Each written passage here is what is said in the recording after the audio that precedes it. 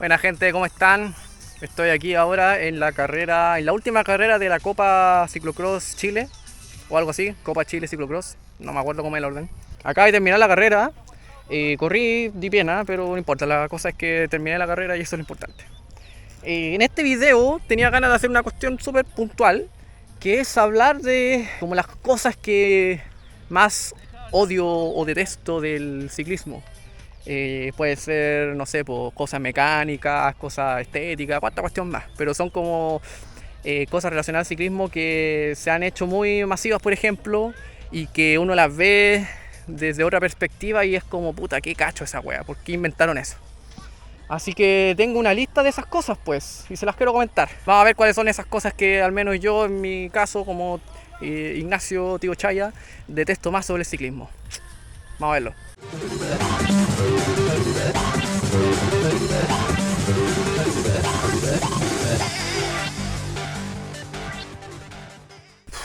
Bueno, comentarle un poquito también de que estoy con la tenida corporativa de Chaya Cycling.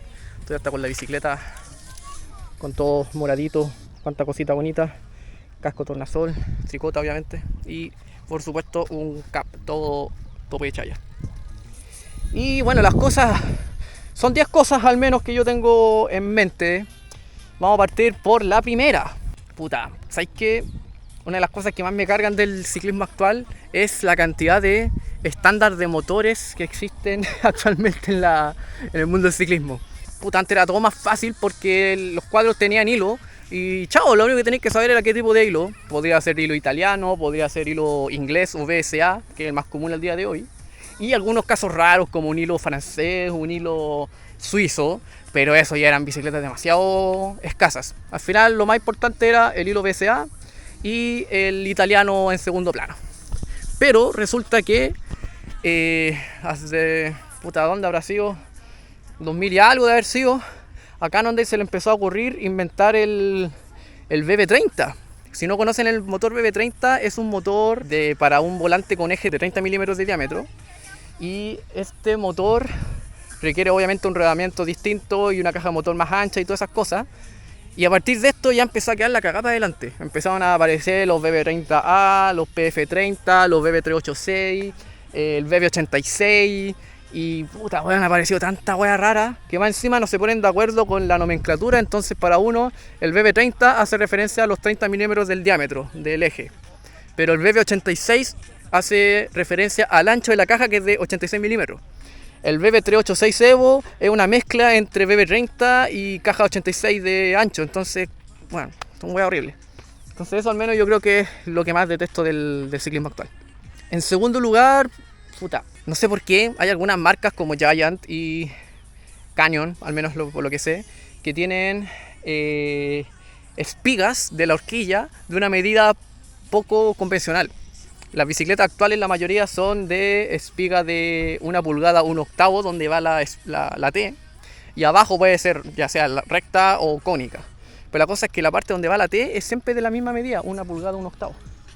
Pero estas dos marcas como Giant, como Canyon, puta, no sé si alguna otra marca existirá con ese tipo de espiga, en vez de tener 1 pulgada 1/8, tienen 1 pulgada 1/4, que es puta, un par de milímetros más ancha y que supuestamente te da más rigidez, menos peso y cuánta basura que se le ocurren a estos locos para vender más. Ya, muy bonito en el papel, pero en la práctica resulta de que necesitáis una T especial. Ya las T's que se venden en todos lados, que son de 1 pulgada 1/8, ya no te sirven. Tienes que comprar una T especial que sea de 1 pulgada 1/4 y eso te reduce enormemente la variedad de T's, y en especial si queréis cambiar de largo, por ejemplo, o de ángulo. Si tenéis alguna medida media especial de, no sé, una T muy corta o muy larga, va a ser muy difícil encontrarla. Y también si necesitáis algún ángulo en particular, puta, estáis cagados. Así que muerte a esas espigas de 1 pulgada 1/4. En tercer lugar, también quería mencionar sobre un caso muy particular. Puta, también Giant, weón. ¿Qué wea Giant? Como que les gusta hacer weas raras. La Giant Revolt de carbono tiene un anclaje muy particular de freno, que es un anclaje flat mount. Pero resulta de que este anclaje no tiene la misma distancia de pernos que la de flat mount convencional. Es un poquito más separada la distancia de perno, entonces necesita sí o sí un adaptador para poner un caliper flat mount en el cuadro Y si después quieres aumentar el tamaño de disco por 20 milímetros, por ejemplo, de pasar de 140 a 160, tienes que ponerle un adaptador encima del otro adaptador específico para poder cambiar el tamaño de disco. Es un sistema tan weón, lo siento, pero es tan estúpido, porque este sistema viene porque la bicicleta, la Giant Revolt de carbono, viene con las punteras que se pueden tirar un poquito más para adelante y un poquito más para atrás. Pero hay otras marcas que han hecho ese sistema mucho mejor, que por ejemplo Trek, que tiene el sistema Stranghold, supongo que se pronuncia así, que tú ajustas la rueda hacia atrás o hacia adelante y eso también te ajusta el caliper, se mueven al mismo tiempo. O si no, hay otras marcas más como Rodeo Labs, que también tiene unas punteras regulables que te ajusta también el disco. Surly también tiene sistemas de punteras deslizables. Salsa, las punteras Alternator Dropouts. Por ejemplo, mi Salsa Marrakech viene con ese sistema que también pues, mueves la rueda hacia adelante o hacia atrás y también mueve el caliper.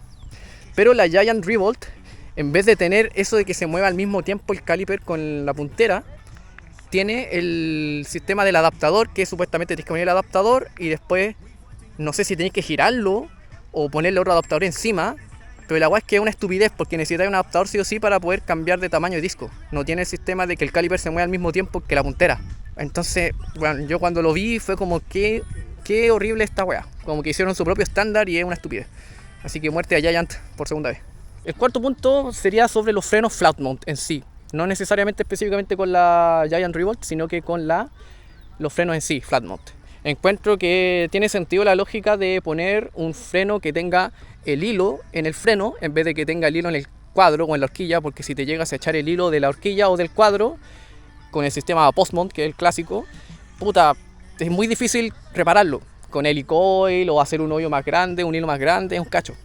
Entonces tiene sentido de que el caliper tenga el hilo dentro del mismo caliper. Entonces si es que se llega a rodar, cambiar caliper. Mucho más fácil que cambiar cuadro o horquilla. El problema es que el cuadro, normalmente en la parte trasera, se puede anclar directamente el caliper al cuadro sin necesidad de adaptador, al menos que quieras aumentar el tamaño. Pero resulta que en la horquilla necesitas, en la mayoría de las horquillas, porque hay algunas excepciones, necesitas sí o sí un adaptador para que puedas colocar el caliper flat mount en la horquilla y a su vez el hilo está en la horquilla. Entonces ya no tendría ningún sentido hacer lo del sistema de que el caliper flat mount tenga hilo, porque claro, tiene hilo el caliper, pero para poder anclar el caliper y su adaptador a la horquilla es la que tiene el hilo. Entonces al final necesitáis un adaptador sí o sí para instalar el caliper, y además sí o sí también tiene que tener hilo a la horquilla. Entonces si te echáis el hilo a la horquilla es lo mismo que si hubieseis tenido un caliper post mount. Entonces, ¿para qué? ¿Para qué, weón? En 5 lugar también, con los frenos flat mount, es específicamente con las bicicletas de montaña. En ruta tiene sentido porque, no sé, pues más aerodinámica, qué sé yo, bueno, como que los cuadros tenéis menos espacio para poner un caliper en el triángulo de la vaina y el tirante. Entonces necesitáis un caliper que vaya como más plano, cosas así. Pero en mountain bike es como, ¿por qué, weón? ¿Por qué si la mayoría de los calipers de mountain bike son post-mount y han sido por muchos años así? Hace un tiempo atrás también hubo calipers International Standard que requerían un adaptador también para colocar los calipers modernos, los post-mount. Pero, ¿por qué hacer flat mount, weón? ¿Por qué? Hay varias marcas que están haciendo, de nuevo Canyon, se está repitiendo el plato Canyon. Cannondale creo que también tiene mountain bike con flat mount, Mondraker y alguna otra marca más que está saliendo ahora, que ya están viniendo todas con anclaje flat mount. Y en verdad hay re poca variedad de calipers flat mount de mountain bike. Como que si queréis, no sé, doble pistón, hay un poco. Si queréis 4 pistones, estáis cagados. No, creo que no hay. Entonces, no sé, weón, es una estupidez. ¿Para qué? Mejor dejen hacerlo la ruta, weón, y en mountain bike sigan usando post mount. Si ha funcionado bien, ¿para qué hacer otro estándar? El siguiente punto tiene que ver, con la época dorada de la compatibilidad de transmisiones.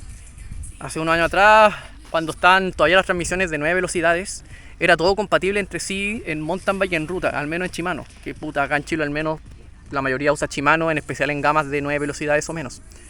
Entonces, cuando tú tenés transmisiones de 9 velocidades, podéis mezclar pata de mountain bike, manillas de ruta, manillas de mountain bike sin ningún problema. De repente podéis tener algún problema en el desviador, porque los desviadores son un caso medio especial. Pero en general siempre funcionaba igual, porque ahí no necesitáis tener una cosa tan milimétrica, como que te pase de un plato a otro y chao.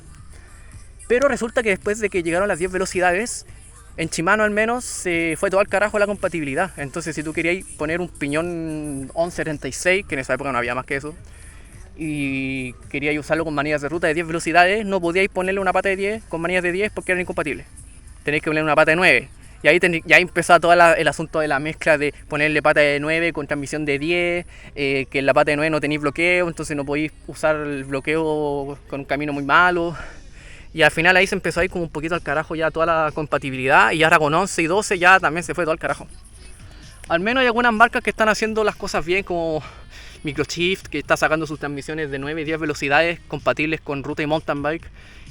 Ahora salió también la SRAM Apex de 12, que es compatible con transmisiones de mountain bike, entonces también ahí podéis mezclar sin ningún problema.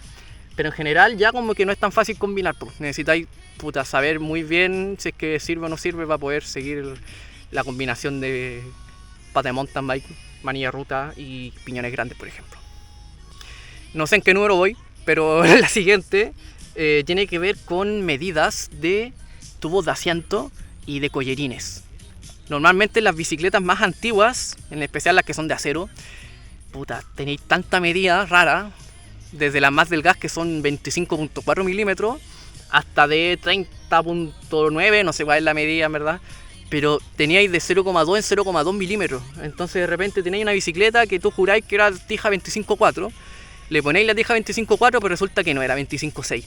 La 25.4 te queda bailando. Entonces tenéis que ponerle una camisa, un relleno, o conseguirte simplemente la que es de la medida.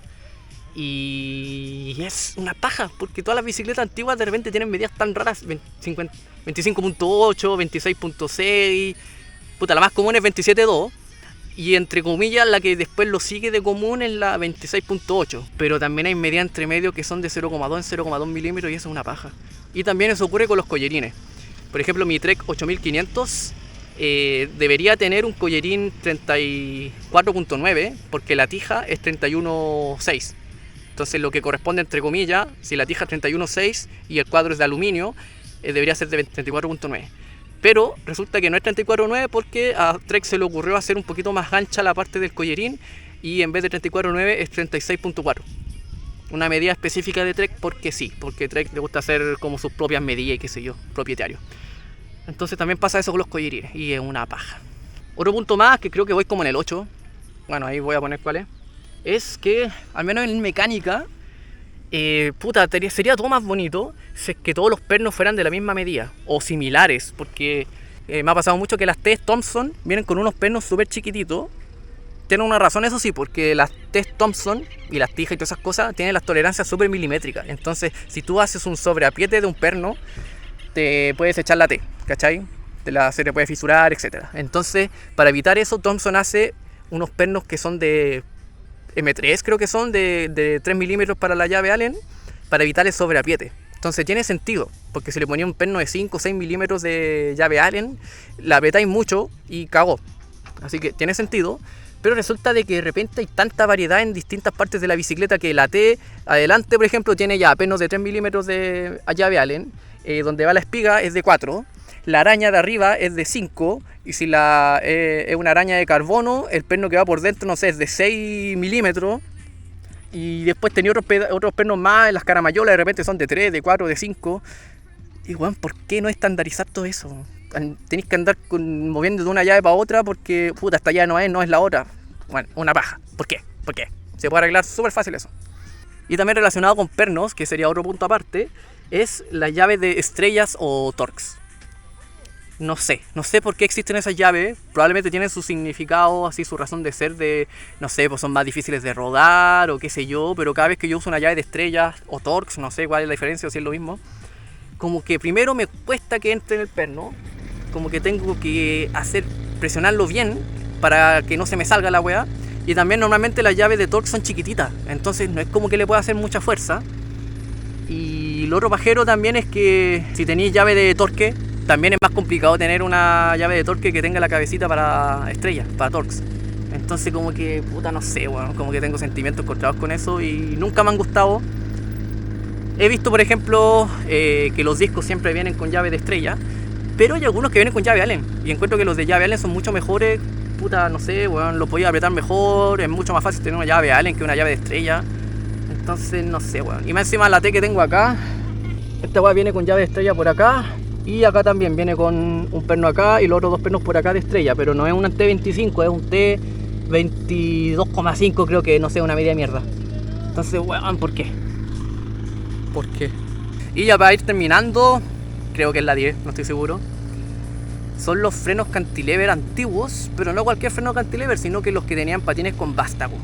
Si no conocen el freno cantilever con vástago, bueno, les voy a dejar una foto por ahí, pero resulta de que esos con vástago no tienen hilo, entonces no es como los típicos V-brakes que existen hasta el momento, de que con una llave Allen le apretáis por un lado y eso aprieta el freno para que quede firme. Los frenos con vástago tenéis que apretarlo, en vez de apretarlo como en línea con el freno, tenéis que apretarlo como con una tuerca que aprieta todo el sistema. Y esa cuestión también tiene como distintos ángulos, como que voy a ajustarlo en este ángulo y en algún otro ángulo más. Entonces tenéis que ajustar como 3 weas al mismo tiempo para que te quede el freno derecho con respecto a la llanta. Y eso es difícil, en especial si tenéis 2 manos nomás. Yo creo que la mayoría de la gente tiene 2 manos, y con incluso 2 manos es difícil de repente tener el freno bien ajustado para que te quede parejo con la llanta y no se te vaya de repente para arriba o te quede medio chueco como que más arriba en la punta y más abajo en la otra punta, o simplemente el toe in o toe out, que es como que se acerque primero la parte de adelante del freno a la llanta y después la parte trasera. Tienes que ajustar todo eso con un puro perno o tuerca de repente, dependiendo de lo que es, y eso de verdad es súper difícil. Menos mal que ya quedó en el olvido, pero yo sigo teniendo una bicicleta que es la Trek 950, que tiene ese sistema de freno, y puta, cada vez que tengo que ajustarlo es como puta la wea. Yo sé que también existen algunas herramientas que se le llama como la tercera mano o third hand, que es una tercera mano que te ayuda a como apretarlo de alguna forma para que solamente tú tengas que apretar el perno, por decirlo así, sin tener que tener como una mano apretando el patín, mientras con la otra apretáis el perno. Pero weón, comprarse una herramienta para eso es como demasiado. Bueno, y eso sería todo, pues. Espero que les haya gustado. Díganme ustedes cuáles son no sé si el top 10, pero de las cosas que ustedes creen que son las más insoportables, al menos en el mundo del ciclismo, ya sea de bicicleta, de ciclismo en general, no sé, lo que sea. De las cosas que más les desagraden, ya sea como para trabajar o simplemente como porque no me gusta la estética, qué sé yo. Al menos esas son la lista personal mía de las cosas que más me cargan. Más adelante también voy a subir un video de esto mismo, pero hablándolo con el Luchón. El Luchón, si no lo conocen, es con el cabro que hacíamos los conversatorios del 2020. Y este loco también conoce harto de mecánica, está metido hace muchos años en bicicleta, así que el próximo video va a ser de las 10 cosas que él más detesta sobre el ciclismo, en especial de mecánica, porque él le mete harta la mecánica. Así que ese también va a estar bastante bueno, no se lo pierdan. Y nos estamos viendo en un próximo video, ya, suscríbanse al canal, denle un me gusta y todas esas basuras que dicen los youtubers. Y nos vemos en un próximo video. Saludos.